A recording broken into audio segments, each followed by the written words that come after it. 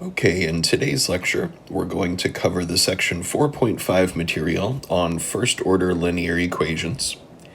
So let's start with a definition. What is a first-order linear equation? So here it is. We would say that a first-order differential equation is called a linear equation if it can be expressed in the form as follows. We've got some function of t, we call it a naught of t, times the first derivative of a function y, which depends on t, plus some other function of t, let's call it a1 of t, times y, is equal to a function g of t. So any first order equation which can be expressed in this form is said to be a linear equation. And in this section, we're going to talk about a method for solving first-order linear differential equations, known as the method of integrating factors. So before we introduce that method, let's look at a motivating example. Here we are asked in our first problem to solve the differential equation shown here. And this example has been cooked up a little bit special. I claim that this left-hand side of my differential equation can be rewritten as the derivative of a product. Let's see how.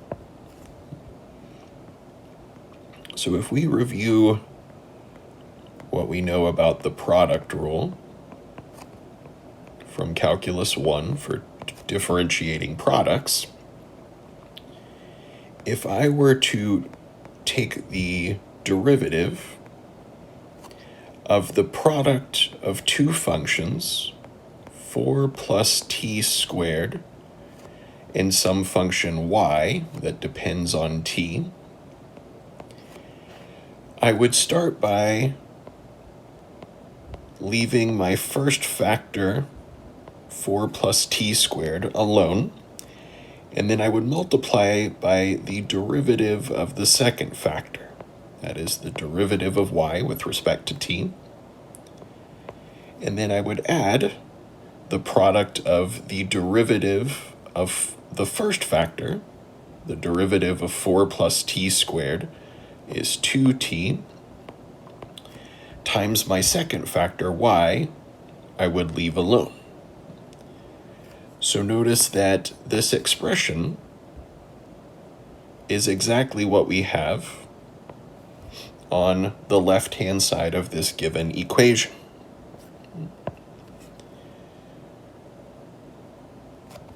So this equation can be written as follows. The left-hand side we've seen is the derivative of a product,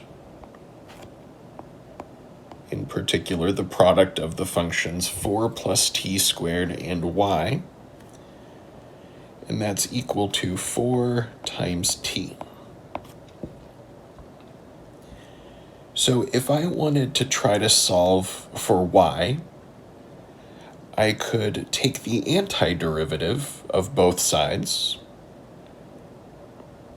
So if I know that the derivative of 4 plus t squared times y is equal to 4t, that means that this product, 4 plus t squared times y, would be equal to the antiderivative of 4t.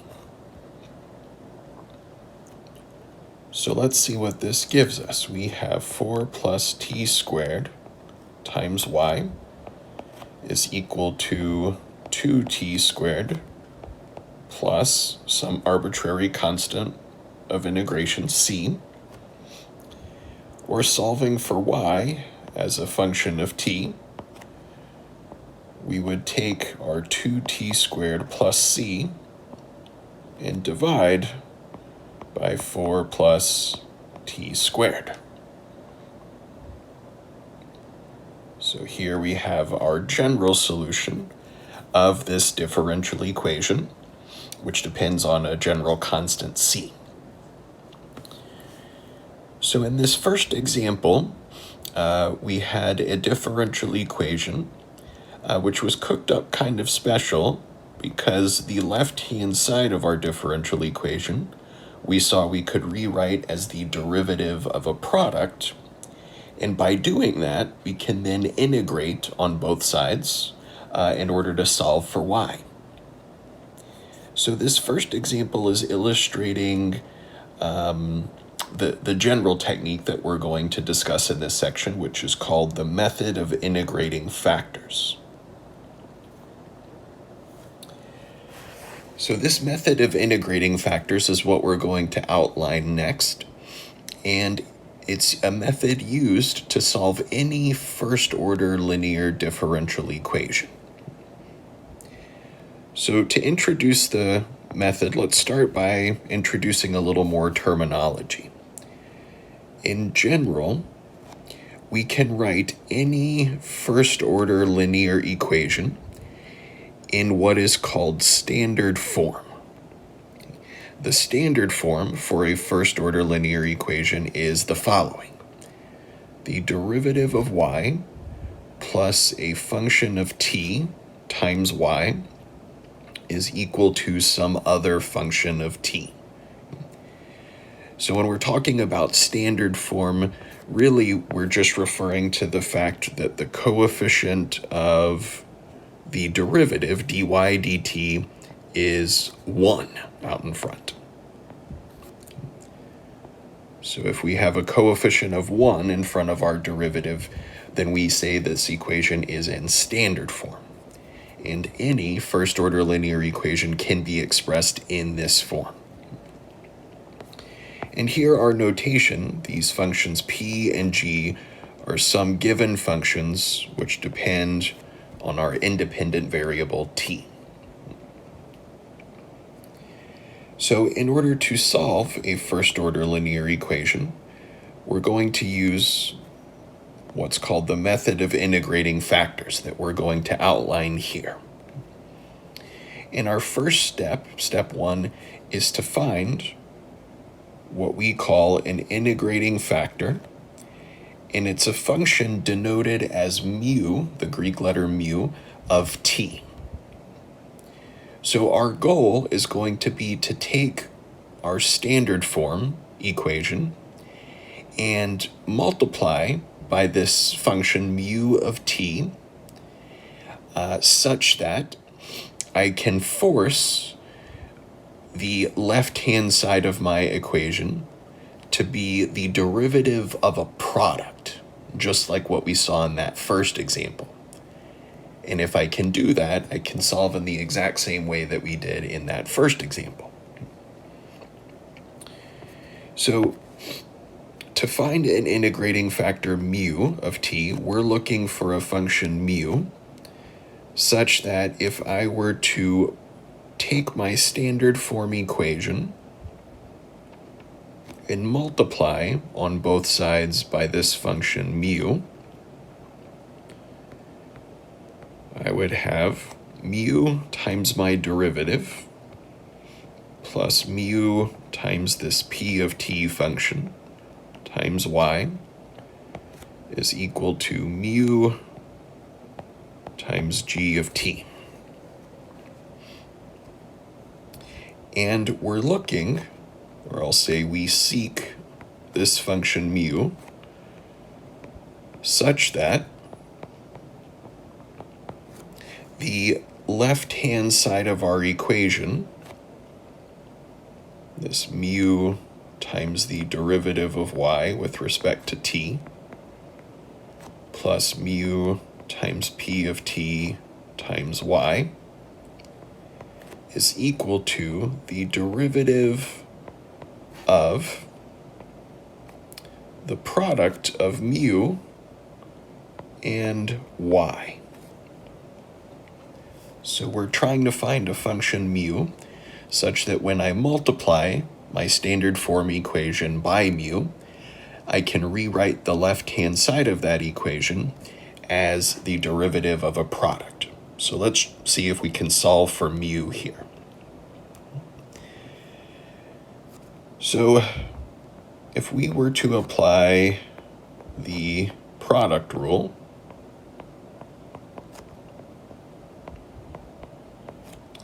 to differentiate the right-hand side of our equation from above, let's see what we have. So let me start by just rewriting the left-hand side of my equation. We had mu dy dt plus mu times p of t times y is equal to the derivative of mu times y. So using the product rule, I would have mu times the derivative of y plus the derivative of mu times y. So we see that on the left and the right-hand sides of this equation, we have a factor of mu times the derivative of y. So if we subtract that term from both sides, it cancels. And we're left with mu times p of t times y is equal to the derivative of mu times y. And here I see that I have a factor of y on both sides of this equation. So I can divide both sides by y. And I'm left with mu times p of t is equal to the derivative of mu. And what I now have is a separable equation involving this unknown function mu. If I separate the variables mu and t, I would have an equation of the form p of t dt is equal to d mu divided by mu. And so if we integrate on both sides,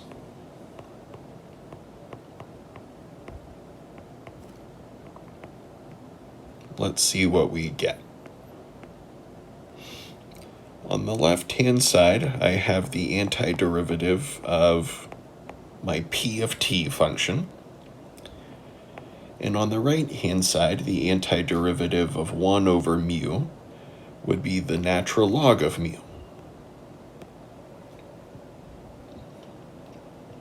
So to solve for mu as a function of t, we could exponentiate on both sides. And I find that mu of t is equal to e raised to the integral of p of t dt. So we will introduce a new definition. We would say an integrating factor for the equation 2, the differential equation that we had on the top of this page, which is a first-order linear equation in standard form, is the function mu defined by mu of t is equal to e raised to the antiderivative of p of t, where this p of t function is whatever function appears in front of the variable y after the equation has been written in standard form. So one important thing about this formula for the integrating factor, it relies on this function p of t, which is the function in front of y after the equation has been written in standard form. So before we start applying this method of integrating factors for a problem, we need to make sure that our equation is in standard form first. And then we can find this integrating factor. Now, once I find an integrating factor for a differential equation, my next step in the method of integrating factors is to multiply both sides of the equation by our integrating factor, mu of t, which allows us to rewrite the left-hand side of the equation as the derivative of a product, in particular, the product of mu times y. So we end up with something of the form, the derivative of mu times y is equal to mu times g. And to solve for y, just like we did in our first example, we could then integrate both sides. So our left-hand side is mu times y, which would be equal to the integral of mu times g, and then plus, we could add an arbitrary constant for the most general antiderivative. And then our last step would be to find our general solution. To solve for y as a function of t, we would take our integral of mu times g plus a constant and divide by our integrating factor mu. So when we talk about this method in the abstract setting, involving these general functions, p of t, g of t, it seems a little bit complicated. But let's look at some example problems to illustrate this method for some specific first-order linear equations. So in this next example, we're asked to find the general solution of the first-order linear equation y prime minus 2y is equal to t squared e to the 2t, and describe how solutions behave as t approaches infinity. So when we look at this equation, we see that it is already in standard form. The coefficient of y prime is 1. We have a 1 y prime. So let me just make a note here that this is in standard form. So if our equation is already in standard form, then we can start by finding an integrating factor for this equation. So let's recall how an integrating factor is defined. It is the function mu of t, defined as e to the integral of p of t dt. And remember that p of t is whatever function appears in front of y after it's been written in standard form. So in this case, p of t is just negative 2. So we have our integrating factor, mu of t, is e raised to the integral of negative 2 dt, which gives us e to the negative 2t power. So after we find our integrating factor, we're going to multiply by our integrating factor, mu of t, and we have the following. So we take our standard form equation, we're going to multiply both sides by mu of t, which gives us e to the negative 2t times y prime minus 2 times e to the negative 2t y is equal to t squared. And then when I multiply e to the negative 2t by e to the 2t on the right-hand side, they cancel, and I just get a t squared. Now, doing this allows me to rewrite this left-hand side as the derivative of a product. In particular, it's the derivative of the product of e to the negative 2t, which was my integrating factor, and the function y. You can verify that by applying the product rule. And this is now equal to t squared. So to solve for y, I could now integrate on both sides. And I have e to the negative 2ty is equal to the integral of t squared dt. So that is e to the negative 2ty is 1/3 t cubed plus an arbitrary constant. And so solving for y as a function of t, I could multiply both sides by e to the 2t power. So we have 1/3 t cubed plus c times e to the 2t power. And this would be our general solution. It depends on a general constant c. And for the last part of the problem, we're asked to describe the behavior of solutions as t approaches infinity. So taking the limit of this function as t approaches infinity, we see that we have a function which is increasing without bound. It's approaching a positive infinity because both this 1/3 t cubed plus c and e to the 2t approach positive infinity the larger that t becomes. Therefore, the product also approaches positive infinity.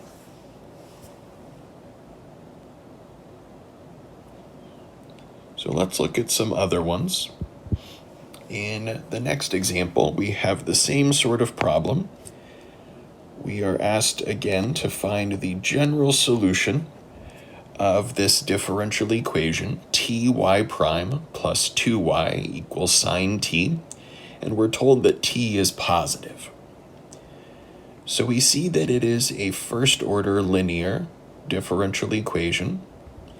However, it is not in standard form because the coefficient in front of the derivative, y prime, is not 1.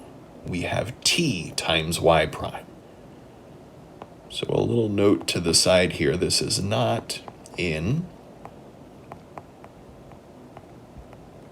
standard form. So if we want to solve this using the method of integrating factors, we first need to put it in standard form. So to get this in standard form, we could divide the entire equation by t. So let's say here in standard form, we could express this equation as 1y prime plus 2 over t times y is equal to sine of t divided by t. So this equation is now in standard form, and to find an integrating factor, we need to identify the function p of t, which in this case is 2 over t. It's whatever function appears in front of y after we write the equation in standard form. So our next step would be to find an integrating factor. Mu of t, which is defined as e raised to the integral of p of t. So in this case, 2 over t dt. So let's see what we have. This gives us e raised to the 2 natural log of t power And I can simplify this by using properties of logarithms. The constant 2 out in front of the logarithm I can bring into the exponent, or into the power of t, so this is the same as e to the natural log of t squared. But since e and the natural log are inverse functions, we're just left with t squared. So after we find our integrating factor, our next step is to multiply the standard form equation by this mu of t function. So let's see what we have. So we're taking our standard form equation, multiplying by mu of t, which was t squared. So this gives us t squared times y prime plus 2t times y is equal to t times sine of t on the right-hand side. Now doing this allows me to rewrite this left-hand side of the equation as the derivative of a product. In particular, it is the derivative of the product of t squared, my integrating factor, and y, which again you can verify by using the product rule. And this has to equal t times sine of t. And again, from here we can solve for y just like we did in our first example. If the derivative of t squared times y is known, that means that t squared times y would be the antiderivative of this function.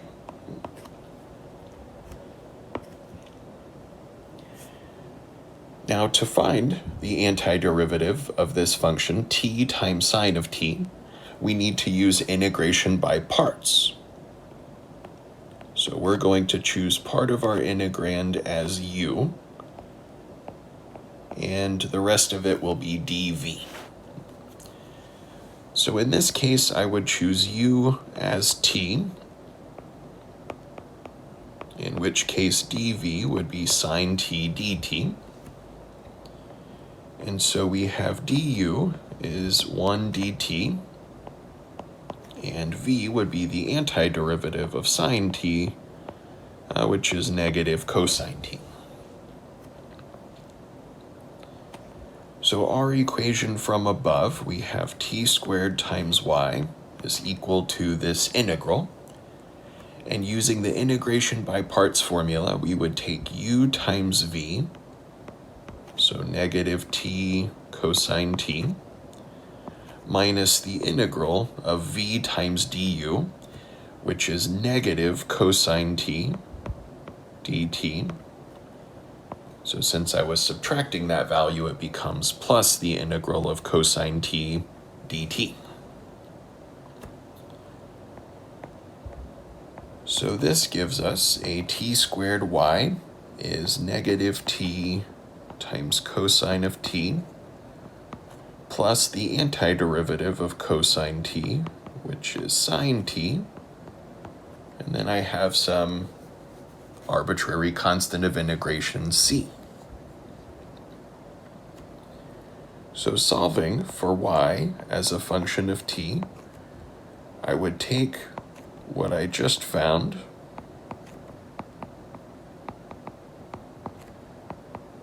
and divide the entire expression by t squared. So this is our general solution of that differential equation. And in the last part of the example, or the last part of the problem, we were asked to describe how solutions behave as t becomes large, or as t approaches infinity.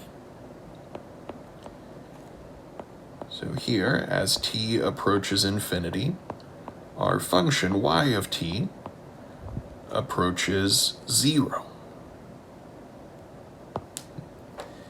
So we can see that by comparing the numerator and the denominator. The numerator involves a function t cosine t plus sine of t plus some fixed constant. So sine and cosine will oscillate between fixed values of plus minus 1. And then this leading function, which has a t out in front, will grow linearly. It grows according to t to the first power. However, our denominator is a t squared, which will be growing more rapidly than our linear growth in the numerator.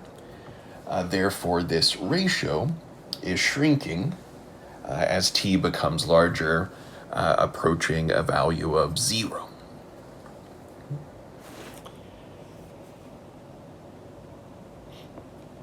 So let's look at some other examples of solving these first-order linear equations, including an initial condition. So let's try to solve some initial value problems involving these first-order linear equations. So in our next one, we are asked to solve the initial value problem shown here. We have xy prime plus 3y is equal to 4x log x with an initial condition that y of 1 is equal to 3/4, and we're told that x is positive.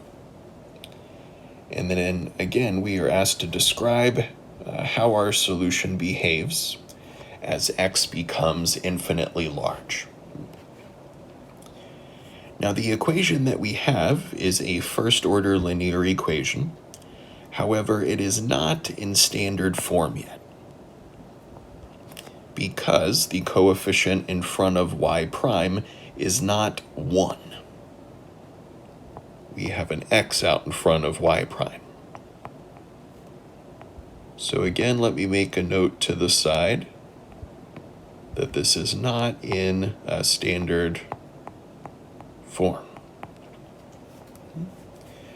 So before I can start using the method of integrating factors to solve, I need to put this equation in standard form.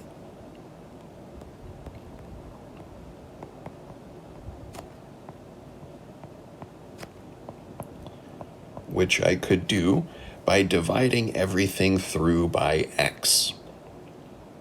So we would have a 1y prime plus 3 over x times y is equal to 4 natural log x. So here we have our equation in standard form, and we see that in this example, our function y depends on the variable x instead of t. So we just have a different independent variable. Instead of y of t, we have functions that depend on x.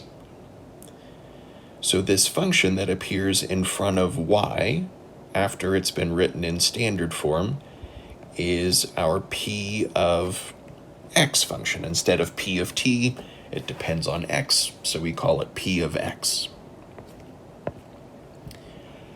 Now, after we've written our equation in standard form, we want to find an integrating factor, which would be the function mu of x, defined as e raised to the integral of p of x, which would be 3 over x dx. So we have e raised to the 3 times natural log of x power. And as with the previous example, using properties of logarithms, I can pull this constant 3 into the exponent, and I have e to the natural log of x cubed, which is just x cubed. So after we find our integrating factor, we can take our standard form equation and multiply by this integrating factor. So let's see what we have. taking our standard form equation and multiplying both sides by x cubed, we have x cubed y prime plus 3x squared y is equal to 4x cubed log x. And again, this method allows me to now rewrite the left-hand side of this equation as the derivative of a product. It is given by the product of our integrating factor, x cubed, and y. Again, you can verify by using the product rule. So to solve for y, we can now integrate on both sides. We have x cubed y is equal to the antiderivative of 4x cubed log x dx.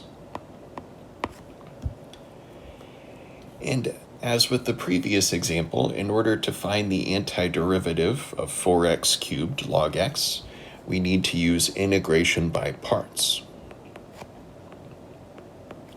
So I would choose u as log x, in which case dv would be 4x cubed dx. So we find that du would be 1 over x dx, and v would be x to the fourth. So this gives us, from our equation above, x cubed y is equal to u times v, which would be x to the fourth log x, minus the integral of v times du. And for v times du, we have x to the fourth times 1 over x, or x cubed dx. So we have x cubed y is x to the fourth log x minus 1/4 x to the fourth power plus some arbitrary constant c. And now solving for y as a function of x, we would divide everything by x cubed. So we would have x log x minus 1/4 x plus c divided by x cubed.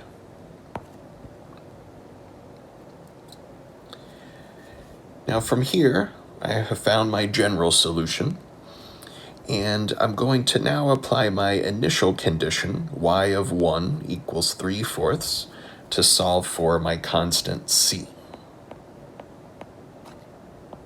So we have y of 1, which would give us 1 times natural log of 1, which would be 0, minus 1/4 plus c, and we're told that had to equal 3/4.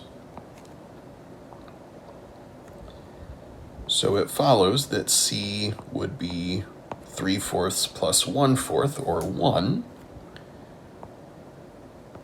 And taking that and substituting back into our general solution from the line above,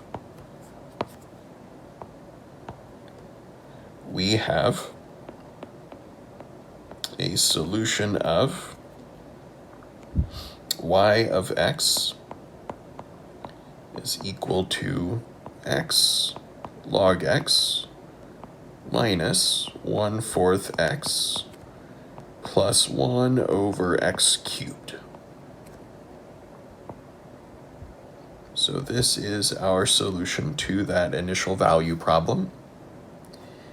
And in the last part of the problem, we're again asked to describe the behavior of our solution as x becomes infinitely large. So here, as x increases without bound, our function y of x, our solution, will also approach infinity.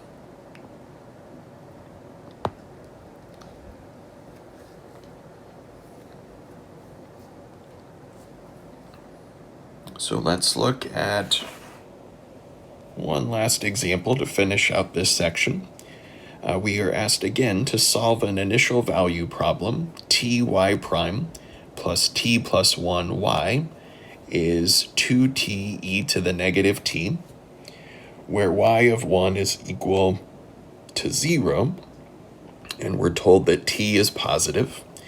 And again, we're asked to describe the behavior of our solution as t becomes infinitely large. So looking at this equation, we see that it is a first-order linear equation. However, it is not in standard form because the coefficient in front of y prime is not 1. We have a t out in front.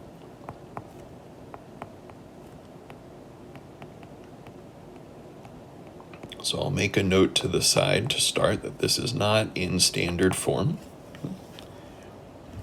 So our first step would be to rewrite this in standard form.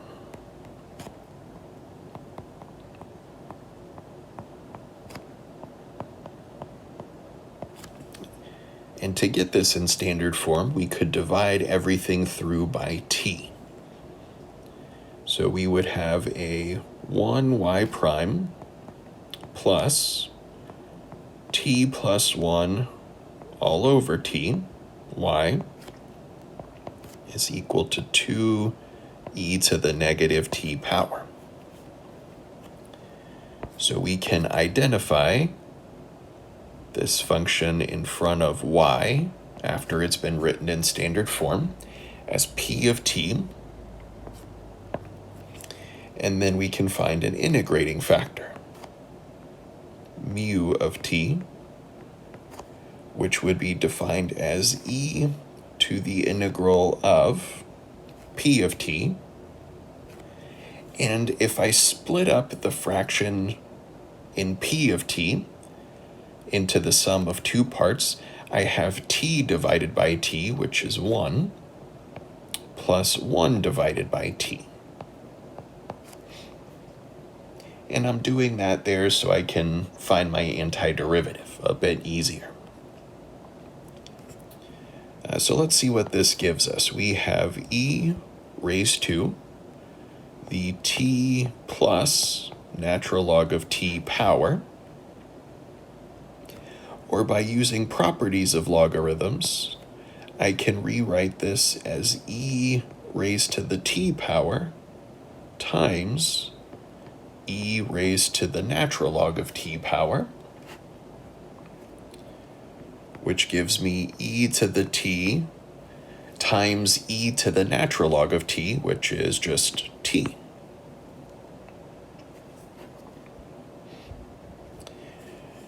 So our integrating factor is e to the t times t. So let's take that integrating factor and multiply our standard form equation by that. So multiplying by this mu of t function, we have, let's take a look. So we have out in front our t times e to the t, y prime, plus a t plus 1 times e to the t, y, equals 2 times t, and then when I multiply e to the t with the e to the negative t on the right-hand side, they cancel, and so I'm just left with 2t. So doing this allows me to rewrite this left-hand side of the equation as the derivative of a product. It is the derivative of mu of t, which was t times e to the t, and the function y. Again, you can verify that by using the product rule, and this is equal to 2 times t. So to solve for y, we can integrate on both sides. I have t times e to the t y is the integral of 2t dt. So t e to the t times y is t squared plus some arbitrary constant c.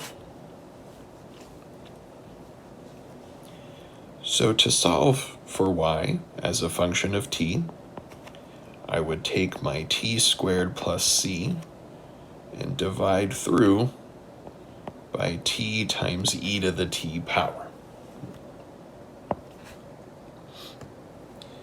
So once we have this general solution, we can now solve for the constant c by applying our initial condition, y of 1 equals 0. So if we substitute 1 in for t, we have a 1 plus c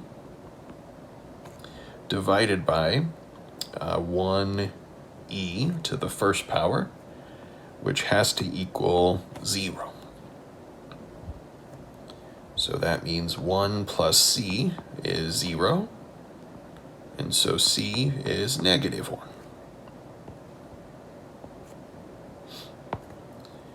So if we take that value and substitute back into our general solution,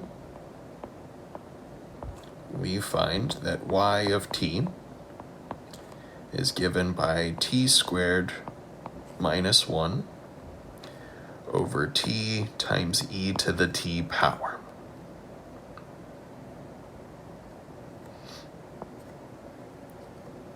And again, we're asked for our limiting behavior as t approaches infinity. So taking the limit of this solution as t approaches infinity, we see that our solution approaches 0. One way we can see that would be to apply L'Hopital's rule a couple of times. A more intuitive approach would be to look at the numerator, which is quadratic, so it grows according to t squared. And the denominator grows exponentially. It involves e to the t.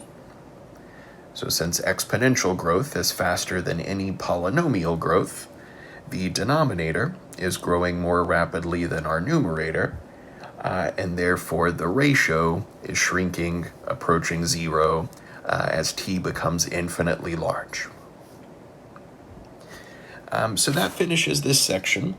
Again, in this section, we introduced a method known as the method of integrating factors, which allows us to solve any first-order linear differential equation by rewriting that equation in standard form, finding an integrating factor, multiplying our differential equation by that integrating factor, which allows us to rewrite one side of our equation as the derivative of a product, and then integrating.